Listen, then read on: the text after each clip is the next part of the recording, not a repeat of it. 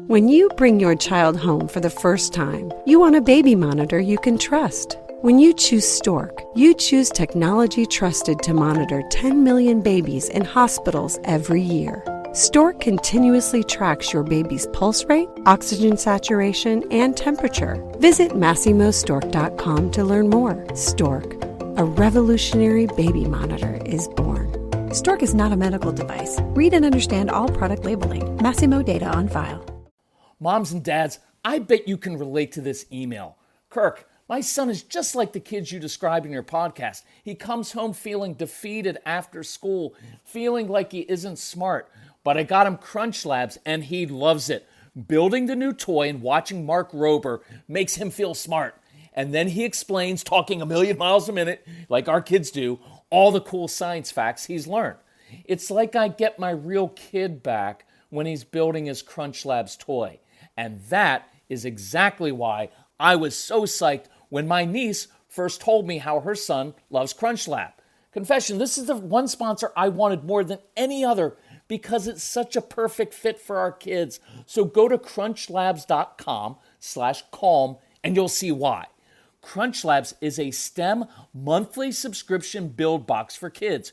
Your kids get a really fun toy in the mail every month. And what kid doesn't love that? And then they put it together by watching a step-by-step video from former NASA engineer Mark Rober, where he teaches all the cool physics that make the toy work. Mark's passion is helping kids think like engineers.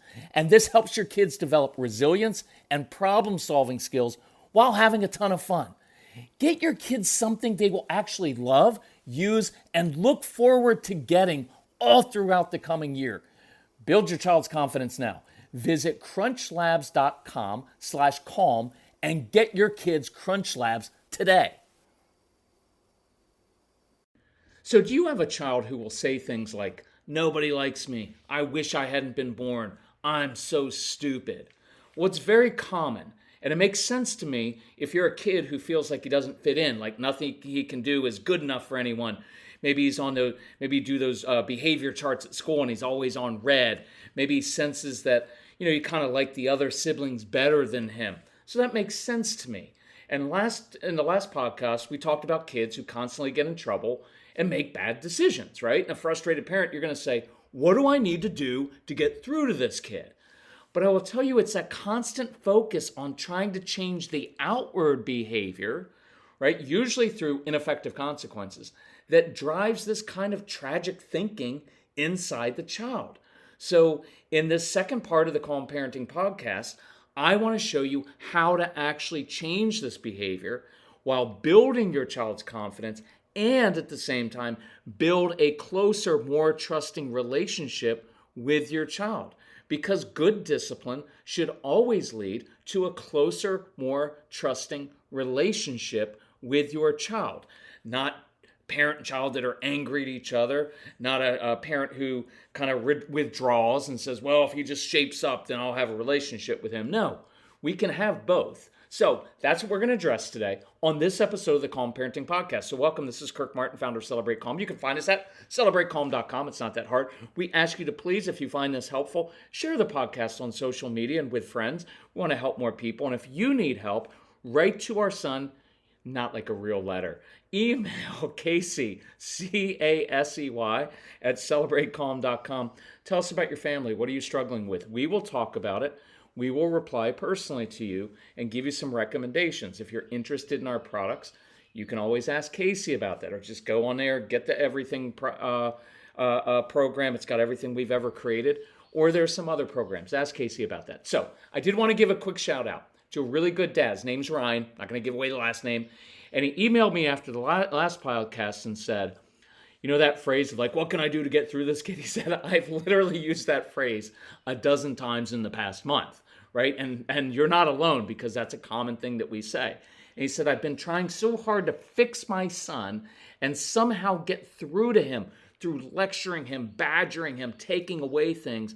None of it has worked. And what I realized is I can't even control myself. So how can I ask him to control himself? So he said he went ahead, he got the app, he ordered our programs, and he said, I've been through the dad's program, through the 30 Days to Calm program, which is one of my favorites because we help you identify your triggers and then come up with a different response to your trigger, right? And the best part is he said, I'm starting to change and my son is noticing it. Bingo. That's what we want. So well done, Ryan. Well done, all the moms and dads out there. You know what you're doing? You're breaking generational patterns for your kids and for their families so they don't have to grow up and go through all the same stuff that we have. So listen, I get it. Schools, a therapist will say, well, this is just a behavior issue. And that's why they do those red, yellow, and green behavior charts that never work and always make it worse, right? And there's a thinking like as if it's that simple for a child to turn this off and on. And I want you to hear this because sometimes it's good to get inside the head of the kid.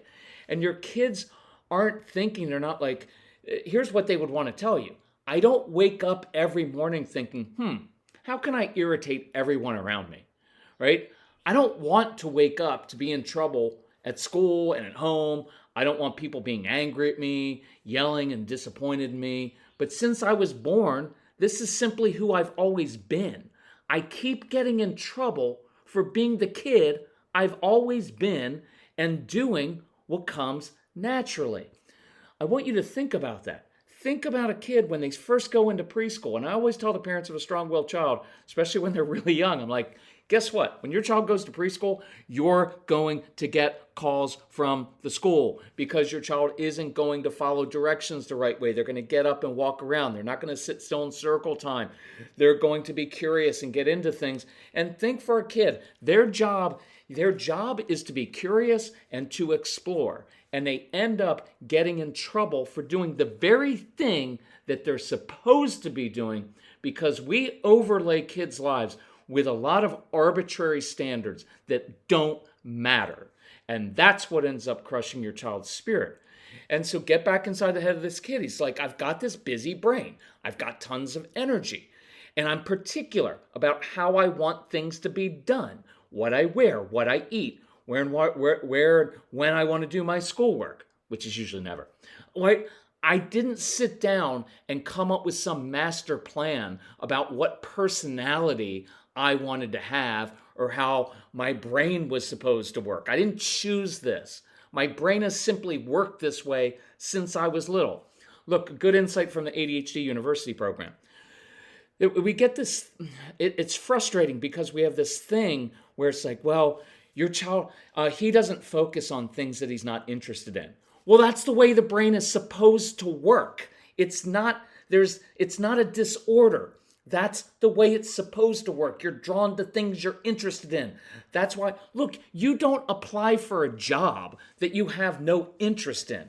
You apply for a job in a field in which you probably have a natural talent or inclination or curiosity about, because then you can put your energy into it. You don't sit there and think, I'm really not good at doing A and B, and there's this industry that I'm not really suited for. I think I'll apply for a job there. You don't do that, right? But we ask our kids to do that all the time.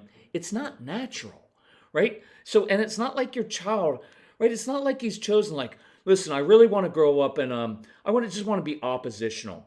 I just want to be particular about things. My brain needs stimulation, so I'm just going to push people's buttons all the time, and they won't understand it. And I also want a brain and a personality in which I get along better with like little kids and animals and older people, but I struggle to connect with my peers because that's a whole lot of fun to go through 12 years of school not knowing how to connect to people your own age. It's not like they chose this, right? And so what the child says is, I've discovered that I get in trouble for simply being who I am, and I wonder, why is everyone upset at me all the time, right? And so they'll also look at you and say, you get frustrated and yell at me, and I do that. I get in trouble. Why don't you? Right? And it's like, we've made it like, oh, they just making bad choices. Yes, your kids make bad choices. They do. But the answer isn't just to give consequences and say, you need to start thinking about your choices, young man. We have to give them tools, right? And so after a while, it just feels helpless and it feels hopeless. So it makes sense to me that a child would feel like this and say things like, nobody likes me, I wish I hadn't been born, I'm so stupid, right? Look, some of you do that. There are guys, I guarantee you, you have a husband who has probably said before, you know what, you guys would just be better off without me, because that's our immature way of handling things, because we don't handle hard situations well at times, right? And so if life felt like it was stacked against you and you were always getting in trouble and you sensed that everybody was always unhappy with you, you'd probably say the same thing. Now, I get it. As a parent or a teacher, you're going to say this. Look, child, if you would simply do what you're asked to do, it wouldn't be a problem. And you've probably thought this. You bring this on yourself. And I don't disagree with those statements, right? But it's just that the kid, you're frustrated and you just want the child to magically shape up and behave all of a sudden. What I want you to know is it isn't going to happen. It's not. And I'm tougher on guys because I'm a guy. But I deal with a lot of dads who are like, well, I just need to keep at it here, my way or the highway, and eventually he'll shape up. No, he won't. It won't change. You've been doing the same thing for 7, 8, 10, 14 years, and all that's happened is you have an angry child and you don't have a good relationship with him. You have to change the way you do things. Look, I was in the corporate world. If our company or my division or my group had a strategy that we were trying to execute and it clearly wasn't working, we got together and said, that's not working. Maybe we should change our tactics or our strategy. Same thing with a strong-willed child. It's just frustrating. So it's not a behavior issue. It's not like he's making a choice every day just to be a bad kid because he wants to irritate you. What I hear is a child who feels helpless to change or be successful. So here's where I want you to reorient your thinking towards your child. Our typical response is a child misbehaves, we react to it, and then we bark out consequences. We're basically punishing a child for failing. What I want to do is say, hey, I know I've got this child and he struggles in a certain area. Let me give you a quick example. I walk into a classroom and there's a kid and his legs are bouncing all over the place. I know that kid needs to move. And if I don't give him some tools, he's going to move, but he's going to do it in an inappropriate time and he's going to get in trouble every single day in my class. But if I pull him aside and say, dude, I could really use your help. My mouth gets dry when I'm teaching. I need you to refill my water bottle because I know you need to move. So we're going to have a secret signal. When I tug on my ear a certain way, I want you to get up out of your seat, come up to my desk, grab my water bottle, take it to the back of the room, refill it, bring it up, sit down on my desk. Then you sit down. You don't get to talk to anybody. You're not going to distract anybody. I just need your help. You up for that? And I just created a success. I gave that child a tool to succeed, right? So what I want to do is reorient your plan from trying to convince this child to be better, because that's what we're doing, either through our rational lectures, which make perfect sense and still don't change anything, through yelling out of frustration, or through consequences, to giving the child lots of tools and creating successes. We reorient from saying no and stop doing this to giving a child missions to do. From no, stop doing that to, oh man, I could use your help doing this. Instead of trying to fix what we perceive as wrong, because it's not always wrong, sometimes it's your arbitrary standards and you got to work on that. Let's work with your child's nature to actually create successes. See, we're fighting the child's nature. We're basically saying, hey, here's the way your brain's wired, the way you came out of the womb. I don't really like it. It's really inconvenient. It's frustrating. So let's change your very nature. It doesn't work. But what if we use their ingenuity, that creativity, that love for building and creating, that curious nature, the fact that your child might be tech savvy, right? What if we use that to their advantage and your advantage? And that is one of the main objectives I have. When I do phone consultations, I don't spend most of the time talking about all the issues your child has. You know why? Because I already know their issues. That's why you're calling me. Where we come up with solutions is to find out, what is their nature? What are they naturally good at doing? What are they drawn to? Let's then use their strengths in order to come up with solutions to overcome their weaknesses, right? So we use their natural gifts, talents, and passions to actually change behavior and to motivate them, right? So for many of you, your child needs structure, and they kind of like structure. but they really want their independence as well. So I was talking to some parents and they're like, well, yeah, in the morning I just lay out my child's clothes. See, there's structure, laid out the clothes, and the child gets dressed by himself. See, you don't pull the shirt over his head and dress him when he's 9, but he does that. So you provide some structure, but you give your child space to do it differently than you would do it, right? Same with food in the morning, right? Instead of it being like, instead of asking, well, what do you want this morning? See, for some of your kids, that's too many choices and it's not enough structure. So maybe, I'm not saying you do this every time, but maybe you leave a couple food options out on the kitchen counter or on the table instead of asking, well, what do you want today? And you give the child some space to eat what he wants somewhere different in the morning, right? Now, you can put boundaries. No, you can't eat on the sofa because we don't want you to destroy it, right? But they could eat on the floor. They could eat outside. They could eat standing at the counter. Be flexible with those things, right? And maybe here are some tools: a treasure hunt in the morning or when they come home from school. Kids love treasure hunts. Or wake them up and say, why don't you hide something? I've got to find it, right? At school, I want a teacher when a child who struggles at recess or during cafeteria time because there's no structure, well, I create a little structure. Hey, Jacob, listen, recess today. I could use your help. Next week, we're doing a new unit on reptiles. I know that you're really good at drawing and you really love dinosaurs, and Johnny over there loves to draw too. Hey, could you two help me out? If I brought some poster board outside, could you guys draw some reptiles during recess? Because then next week I can hang it up on the wall. It would really help me out. I just gave the child some tools to be successful, and I showed off his gifts and talents. I teamed him up with another child. Hopefully they become friends. That helps with social skills. And I just created a success. At basketball practice, wherever it is during that unstructured time, I want the coach giving your child a specific job to do, right? So homework time. So here's a cool idea. I'm not saying it's going to work, but it's worth trying.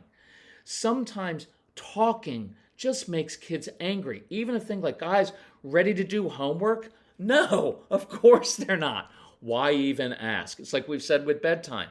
Instead of saying, guys, ready for bedtime? It's, hey, you know what? I'm really in the mood to go upstairs and finish that book we started last night. Because that's what we're going to do, but I don't mention bedtime, right? Because saying it's homework time is a trigger for a violent reaction for many of your kids.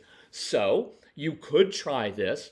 You place that math worksheet, slide it under your child's door with a pencil, and just leave it someplace and don't say anything. Sometimes kids will do things if you don't bug them about it. They may do it on their own because they don't want you standing over them watching. Now, if they don't do their homework, then I give some tools, right? I don't care how or when you do your homework. If you want to review vocabulary words while jumping up and down on trampoline, I'm good with that. You want to do homework standing at the kitchen counter, listening to music while you can rock back and forth, eating a snack? Absolutely. Want to do math problems upside down off the sofa, sitting on an exercise ball on the floor? I don't care. Parent the other day in a phone consultation was like, yeah, oh, you know what? Maybe we should go buy a desk for his room. I was like, what? No, you don't need to spend money on a desk. See, you're thinking about how you would do it. You want to sit at a desk because that's the rational, kind of normal way to do it. The problem is they don't want to sit at a desk, so stop wasting money trying to get them to do it your way and learn how their brains work. And that's, I encourage you, if you have it already, listen to the ADHD University program, because we teach you how how their brains work. And that's either in the Calm Parenting package or to get everything. But it is phenomenal because it teaches how their brains work. Let your child do their homework somewhere else. So the overall theme that I want everybody to get out of this is this. For the next 2 weeks, with parents and teachers, instead of just saying, well, Johnny's doing this wrong, what consequences can we give him? Let's shift for 2 weeks to, hey, our child, the student is struggling in X area. What 2 or 3 tools could we give this child so that he can do better in that area, so he can succeed? And let's start doing that. Put your child in situations in which they succeed every day. And then affirm them for the things they're doing well, right? I mean, it can be a simple thing like, you know, Jacob, some moms have to get their kids dressed every day. but I don't even have to remind or help you. You just get dressed by yourself, and that shows me you're growing up. Hey, what else do you want to start doing independently, right? And then giving tools in every situation. I'll make one more point. In the real world, if I'm running a company or I'm a manager and I have an employee who is struggling with his work performance, I can walk into their cubicle and say, listen, you either up your game or you're fired, right? But that's probably not the best way to do it. I would probably go in and say, hey, you're a valuable employee. We hired you for a reason, but I've noticed you're struggling with these projects. Maybe we can send you to training to teach you certain skills that you're missing so that you can be successful. We do the same thing in the real life, but we don't do it with our kids. We just bark things at them and assume that they're being difficult on purpose. So this week, let's get inside your child's brain. Start to see them differently. Learn how your child's brain works and stop making them do things your way. And let's give them tools to succeed. Do this for a couple weeks. I guarantee you will make progress. Your child will feel better about himself. You'll have a better relationship. It just works better. So if we can help you in any way, let us know. Just reach out to Casey, Casey, at celebratecalm.com, and we will help you out. Love you all. Please share the podcast, and we'll talk to you soon. Bye-bye.